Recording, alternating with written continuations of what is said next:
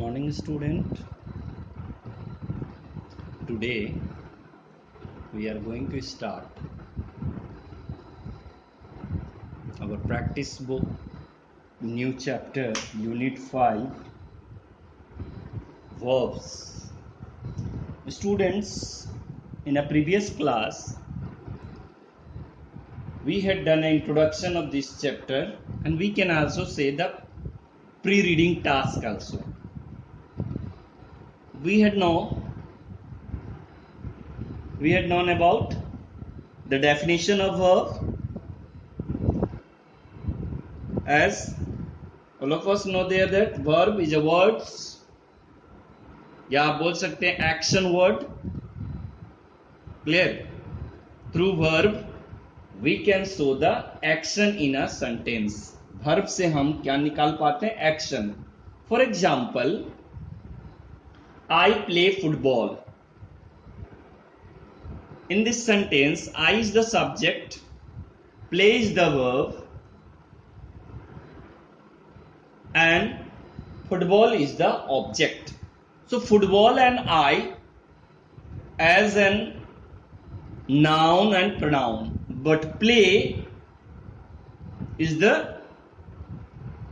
action showing word. That's why it is a verb. So now students, in section 1, read the following sentences taken from A to limit of mind unit where there is a will of my English reader. Means in our English reader limit of mind, this chapter is given there, and in that chapter Eklavya saw beautiful chariot. This sentence has been taken from that chapter. Clear? He saw Drona. Eklavya carved a statue of Drona. So you can see the word see का past tense saw, है ना? उसी तरह carve का past tense carved. तो आप देख रहे हैं यहां see, saw, seen, seeing होता है ना. तो इसी तरह से आप देख रहे हैं, हमने पिछले क्लास में वर्ब के 5 फॉर्म्स भी हमने डिस्कस किया था, जैसे play, played, played, playing, plays, give, gave, given, giving, gives. तो इसी तरह से बेटा 5 फॉर्म्स तो हम सब जान रहे थे. S and E S is used with the third person singular. जैसे हम बोलते हैं he plays football, she plays football. मगर वही I हो जाएगा बेटा तो हम बोलेंगे I play football, है ना. तो he, she, it या राम, मोहन, सीता, गीता कोई नाम हो तो उसके साथ हम s और es लगाते हैं, right. But in a past tense तो आप जानते ही हैं, ब्रेक का ब्रॉक, सी का सॉ, तो सो ही रह जाएगा वो. So now students, one more things we have to keep in our mind that in a sentence is, am, are in a past tense was, were. Clear? Perfect में has, have, had लगा करके जो बनाते हैं हम लोग plus V3.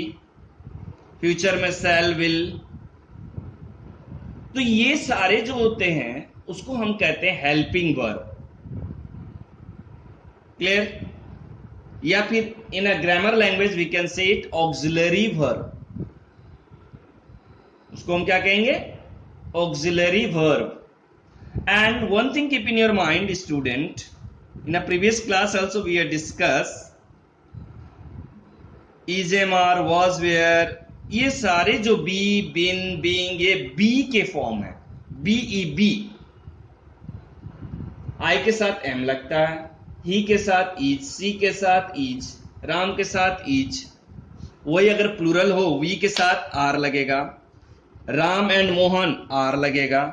ये चीज हमने पढ़ा है पिछले क्लासेस में. And on the screen we are seeing there that Eklavya single person है, मगर वो सेंटेंस कहानी स्टोरी से ली गई है। तो सारे बच्चे आप जानते हो कि स्टोरी में आपका जो होता है पास्ट टेंस में रहती है एक्शंस अधिकतर। So now question is there, what did Eklavya see? तो एकलव्य सॉ ब्यूटीफुल चैरियट। आप सेम भी कॉपी कर सकते हो या फिर ब्यूटीफुल चैरियट करके शॉर्ट में भी आंसर आ सकता है। Otherwise the same sentence, Eklavya saw beautiful. One more thing you can see in this question form में आप देखोगे, क्वेश्चन फॉर्म में आप देखोगे बेटा कि डिड जो आपको बता रहे थे अभी हम, डू, डज, डिड, वो अपने साथ हर हमेशा V1 लेके चलेगा। क्लियर है? डू रहे, डज रहे या फिर डिड रहे। देखो अब यहां पे देखिए, now answer the following question, what did Eklavya see? देखो डिड के बाद सी, जबकि ऊपर में देखो सॉ लगा हुआ है। Why? The reason is there that do, does, did always carry V1, first form of the verb. Clear है? उसी तरह अगर डज रहता तो वो अपना एस और ईएस मेन वर्ब वाला अपने साथ ले लेता। तो उसी तरह देखो बेटा यहां पे है, whom did he see? He saw Drona. अब कैसे लिखोगे? He saw Drona. आंसर इस तरह से होगा, शॉर्ट में डाल दिया गया द्रोणा करके। What did Eklavya curve? तो एकलव्य कार्व्ड। ऊपर वाले लाइन को सेम कॉपी करना है बेटा, a statue of Drona. Clear है? समझ में आ रही है बात? Now let's come to the worksheet 1। I hope अब समझ में आ रहा होगा आपको कि मैं क्या कहना चाह रहा हूं। अब हम लोग देखते बेटा वर्कशीट 1 में, on the basis of the statements, basis of the statement given below, answer the question that follow. In our class we had seen, or all of us had performed very well. I am happy that you are following me and you are understanding the verb, because verb is very important chapter in the grammar point of view also, you can say in the spoken point of view also, because all of you know there that without the completion of action word we are unable to speak in English. Is it right now student? Let's see the underlining words. देखो बेटा उसमें देखो, on the basis of statements, all of you know the meaning of statements and sentence, both is same. In a previous class also I explained you a group of words which give you complete meaning is known as sentence. A group of words which give you some meaning, not clear meaning, that is known as phrase. Right? So now students look at there, my brother, वहां पे my brother broke the flower vase. Check the pronunciation. भास नहीं बोलेंगे बेटा उसको, vase, फूलदानी जिसको कहते हैं हम लोग, फ्लावर वॉस। अब ब्रेक का पास्ट टेंस ब्रॉक, और आप देख रहे हैं वहां पे V2, my brother is the subject, broke is the main verb and the flower vase is the object. Clear student? Now let's see second sentence, the player kicked the football. Player ने football को kicked किया, तो वो underline word जो kicked है वो आपका verb है। Is it clear now? समझ में आ रही है? अब हम लोग आते हैं थर्ड नंबर सेंटेंस में। सागरिका, पिक्चर में भी आप देख रहे होंगे, एक लड़की जो है वो फूल तोड़ रही है। तो तोड़ना को इंग्लिश में क्या कहते हैं? Whenever you visit to the park also, तो आप दिखते होंगे वहां लिखा रहता है साइन बोर्ड में, डोंट प्लक फ्लावर। तो प्लक का पास्ट टेंस प्लक्ड। तो आप देखिए सागरिका प्लक्ड द फ्लावर्स। उसी तरह नेक्स्ट है, the sun gives heat and light. The sun gives heat and light.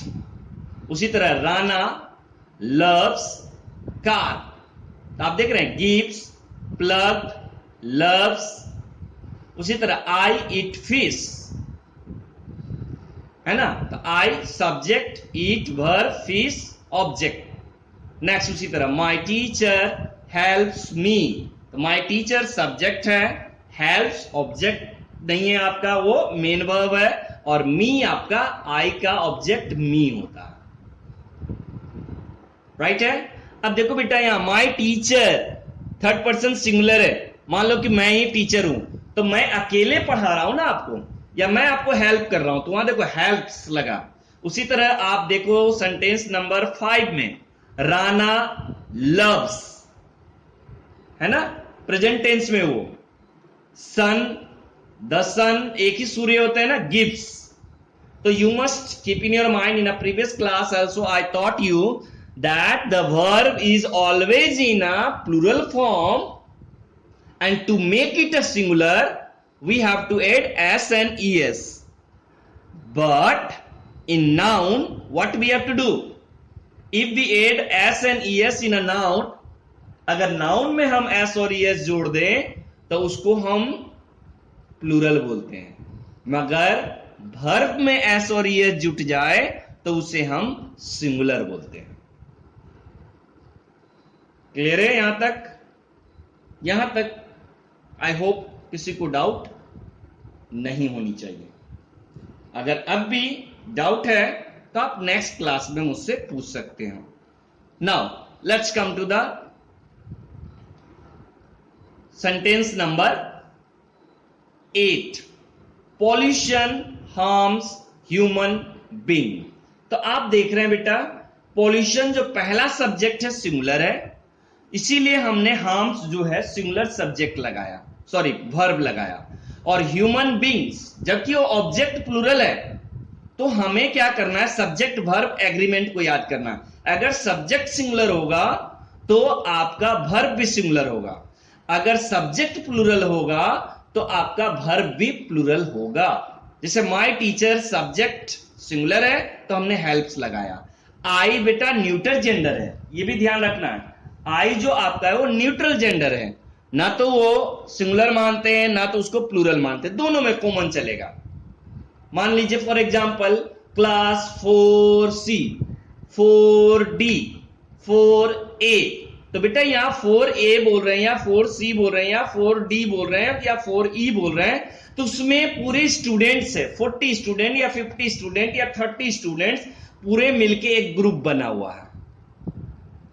M I clear? तो वही चीज मैं कह रहा हूं आपको कि यहां पर हमें क्या करना है, ध्यान रखना है कि जो अंडरलाइनिंग वर्ड्स है वो आपका वर्ब है जो एक्शन शो कर रहा है। Let's see question. देखो बेटा, how to find the verb, कैसे हम वर्ब को फाइंड करते हैं, या how to find the object we can say, है ना। जैसे देखो, what did my brother break, या who break flower vase, what happened to the flower vase. अब देखो आंसर मिला, what happened to the flower vase, टूट गया, ब्रेक हो गया, है ना। आप देख रहे थे वहां ब्रोक लिखा हुआ था बेटा और यहां ब्रेक लिखा है। क्यों ब्रेक लिखा हुआ है? क्योंकि मैंने पहले बताया आपको, डिड जो सेंटेंस में रहेगा तो वो अपने साथ V1 लेके चलेगा। डिड अपने आप ही पास्ट बता रहा है, डू का पास्ट डिड, तो इसीलिए जो वर्ब है रूल के अनुसार V1 चलेगा, ब्रोक नहीं होगा, ब्रेक होगा। मगर उसका जवाब जब देर लिखेंगे नीचे सेंटेंस में तो वहां पर वो ब्रोक ही लिखेंगे। राइट है। उसी तरह नेक्स्ट देखो, what did the player kick, वहां पे था ना किक्ड फुटबॉल, मगर डिड लग गया इसीलिए वहां पे हमने किक लगाया, V1 फॉर्म। सेम थिंग देखो, व्हाट डिड सागरिका प्लग, देखो बेटा ऊपर वाले सेंटेंस और नीचे आ रहे हैं तो हम लोग क्या देख रहे हैं, पास्ट टेंस में, क्योंकि प्लग्ड लगा तो हमने डिड लगाया। और जहां देखो सन गिव्स है प्रेजेंट टेंस में, क्योंकि सूर्य आज भी रोशनी दे रही है, लाइट दे रहे हैं, तो वहां हमने क्या लगा दिया, डज लगा दिया। अंतर अब समझ में आ रहा है?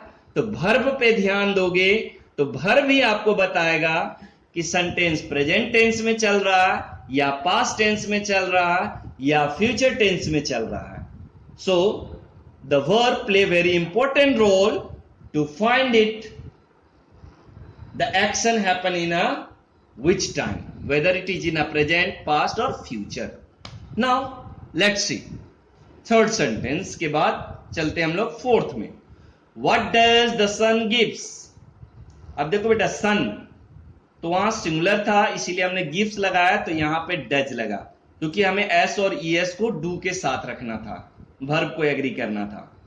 Next, what does the Rana loves? तो लव्स के जगह देखो लव लगा क्योंकि एस और ईएस उसका कहां गया, मैंने पिछले क्लास में बताया था टमेटो, टमेटोज, गो, गोज, ओ एंडिंग वर्ड है. एक्सेप्शनल कौन, फोटो, पियानो, वो एक्सेप्शनल है, नहीं तो ओ एंडिंग वर्ड्स में क्या हो जाएंगे, ईएस लग जाएंगे.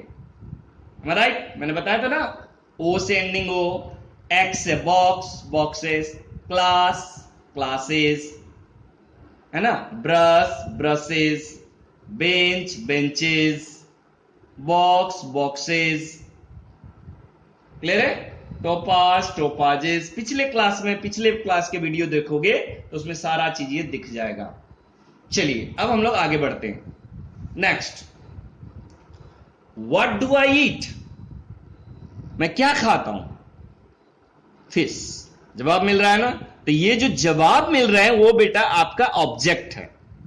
जैसे माय ब्रदर सब्जेक्ट हो गया, क्या ब्रेक किया, द फ्लावर वेस्ट, तो ऑब्जेक्ट हो गया. द प्लेयर ने क्या किक किया, फुटबॉल को, तो ऑब्जेक्ट हो गया. सागरिका सब्जेक्ट है, प्लग किया क्या, तो फ्लावर पे एक्शन गया तो वो ऑब्जेक्ट हो गया. द सन का एक्शन किस पे गया, रोशनी पे और लाइट पे गया तो वो आपका ऑब्जेक्ट हो गया. फिर उसी तरह राणा क्या को प्यार करता है, गाड़ी को, कार्स को, तो ये आप देख रहे हैं वहां पे. नेक्स्ट, फिर I do, what do I eat, मैं क्या खाता हूं, मेरा एक्शन फिश पे गया तो आपका वो हो गया object. Is it clear now? समझ में आ गई बात? नेक्स्ट अब चलते हैं हम लोग. whom does pollution harms? है ना, किसको, या फिर आप उससे पहले whom does my teacher help? Teacher किसको हेल्प करते हैं, मी को. किसको हेल्प करते हैं, मी को, तो मी आपका आई का ऑब्जेक्ट मी है. उसी तरह नेक्स्ट देखो, whom does pollution harm? Human being. Pollution किसको हार्म कर रहा है, ह्यूमन बीइंग को. राइट है.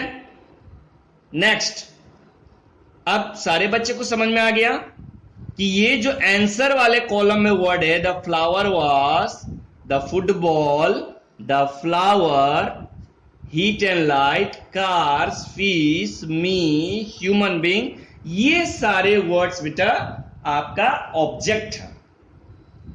राइट, नाउन ही है. जैसे my brother noun, the player noun, Sagarika noun, the sun noun, Rana noun, है ना. तो उसी तरह ये भी नाउन, मगर इसका रिप्लेसमेंट ऑफ द सेंटेंस पे ध्यान दो. रिप्लेसमेंट ऑफ वर्ड, पहले आ रहा है तो सब्जेक्ट है, बाद में गया तो वो ऑब्जेक्ट है. एक्शन, जैसे मिरर पे खड़ा होते हो तो आप वहां पे सब्जेक्ट है, आपकी परछाई आ रहा है तो वो आपका ऑब्जेक्ट हो गया. क्लियर है? चलो अब नेक्स्ट चलते हैं हम लोग. I hope you are following it.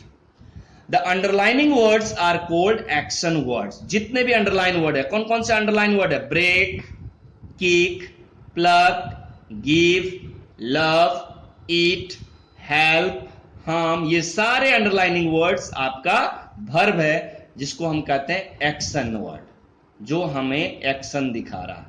अब उसी में देखिए नेक्स्ट सेंटेंस, सेक्शन 2, इसी का अब नेक्स्ट सेक्शन है.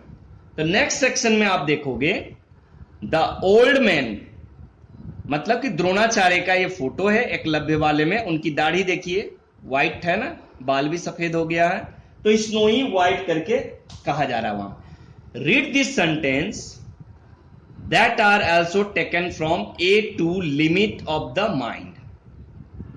Unit where there is a will. Reader book में आपको ये चैप्टर्स दिए हुए हैं, हम लोग पढ़ेंगे आगे. My English reader book, underline the action word in this sentence. अब इसमें हमको एक्शन वर्ड्स को ढूंढना है.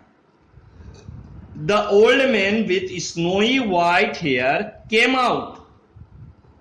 कम का पास्ट केम, बेटा केम ही वर्ब है, आउट वहां पे प्रीपोजिशन जुट गया है, फ्रेजल वर्ब जिसको बोलते हैं हम लोग, इसीलिए केम आउट को अंडरलाइन कर दिए हैं। फ्रेजल वर्ब में क्या होगा, वर्ब प्लस प्रीपोजिशन। फिर से मैं रिपीट कर रहा हूं, फ्रेजल वर्ब, फ्रेजल वर्ब में क्या होगा, वर्ब प्लस प्रीपोजिशन। जैसे हम बोलते हैं गेट आउट, कम ऑन। समझ में आ रहा है सारे बच्चे को? तो यही चीज है बेटा, उसकी मीनिंग थोड़ी बहुत चेंज होती है। जैसे break out, broke out past tense में, कॉल इन। अब नेक्स्ट में देखो, द प्रैक्टिस एंडेड, क्या खत्म हो गया, प्रैक्टिस खत्म हो गई, एंडेड है ना, एक्शन है। एकलव्य वेंट अप, फ्रेजल है, went plus up to Drona with folded hand. अब यहां हैंड फोल्डेड बेटा ये एडजेक्टिव है वहां पे, विथ फोल्डेड हैंड, मगर वहां वेंट अप जो है आपका वर्ब है। समझ में आई? फ्रेजल वर्ब उसको बोलेंगे हम लोग। चलो तो अब हम लोग नेक्स्ट पेज पे आते हैं, वर्कशीट 2 पे। तो वर्कशीट 2 पे हम लोग देखेंगे, let's see in worksheet 2, complete the following sentence using one words only. और वो वन वर्ड क्या होंगे, आपका मेन वर्ब होगा। तो सारे बच्चे जान रहे हैं कि इसको हम लोग प्रेजेंट टेंस में भर के ट्राई करते हैं पहले, ठीक है? अब देखो, द डॉग सिंगुलर है, complete the following sentence using one words only. तो वन वर्ड क्या है, वो वन वर्ड आपका है वर्ब। तो the dog barks at night on the boy, कोई भी लिख सकते, मगर देखो द डॉग सिंगुलर सब्जेक्ट है तो बार्क्स भी सिंगुलर वर्ब बना, एस लगा के उसको सिंगुलर बनाया। उसी तरह नेक्स्ट में देखो, माय ब्रदर, एक ही भाई, ब्रदर्स नहीं है, माय ब्रदर, इसीलिए सिंग को हमने क्या कर दिया, सिंग्स वेल, डांस वेल, कुछ भी आप लिख सकते हो, रीड्स वेल, जो आपको सूटेबल लगे आपके लिए। उसी तरह नेक्स्ट में देखो बेटा, द बर्ड्स, बर्ड की जगह क्या है, बर्ड्स, फ्लाई, उड़ना। उसी तरह द बॉयज सिट, आराम से बैठा है ना वो लड़का, पिक्चर में देखो, तो बॉयज एस लग गया इसीलिए हमने वहां सीट लगाया, सीट्स नहीं लगाया, क्वाइटली है ना, एडवर्ब है क्वाइटली, वर्ब को और क्वालिफाई कर रहा है, आराम से बैठा है, शांति से, क्वाइटली। उसी तरह नेक्स्ट देखो, द गेस्ट्स, देखो सब्जेक्ट प्लूरल हो गया, गेस्ट के जगह गेस्ट्स, तो वर्ब भी आपका प्लूरल हो जाएगा, वो वर्ब क्या है, कैम।